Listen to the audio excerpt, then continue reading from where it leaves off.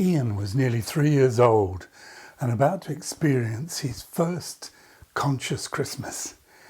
His mum had told him that Santa was coming that night to bring him presents, and his parents thought that he had understood them. They gave him a large stocking to hang up on his bed.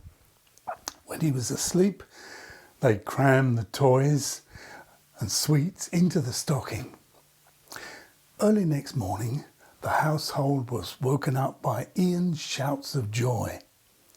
When they went into his bedroom, Ian was sitting up, pointing to the stocking, saying, "Look, Daddy and Mummy, he's been, and he's brought me a leg."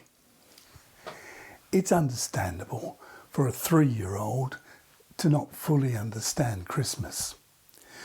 But far too many adults have no idea what Christmas is really all about. They consider it just a cultural holiday or a time to indulge in overeating and drink to excess. It has become a huge consumer spending time, which often leaves families financially stretched in the new year in January. Its real meaning has been lost completely.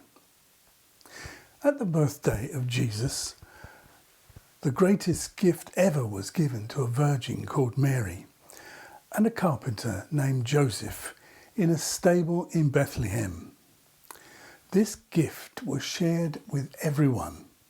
Poor, lowly shepherds came to see the child and were amazed and told everybody they saw. Sometime later, stargazers, probably from Persia, presented the young child with gold, frankincense, and myrrh.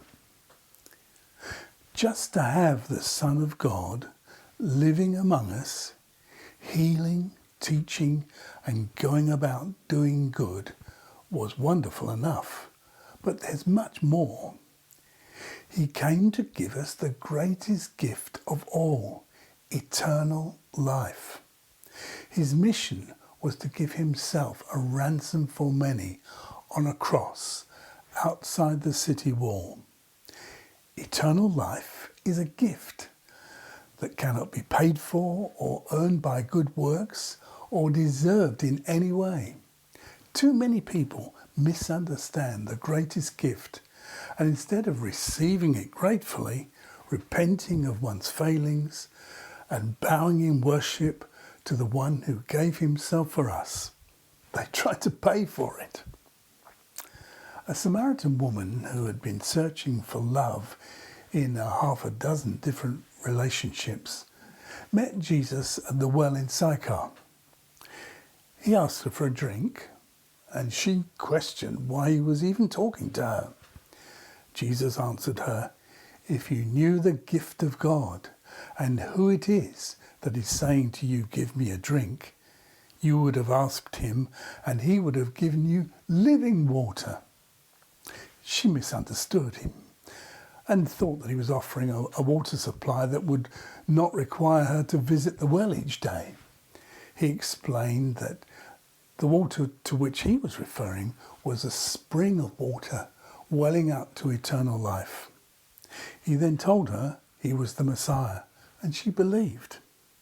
And like the shepherds at the stable, she told all and sundry. If you've never understood that Christmas is the time God gave his greatest gift, we may well enjoy the season for purely material reasons and miss out completely on the spiritual life Christ came to offer. For it is by grace we have been saved through faith, and this is not from ourselves, it is the gift of God. If we really appreciated Christmas, we would pray daily, "Thanks be to God for his indescribable gift."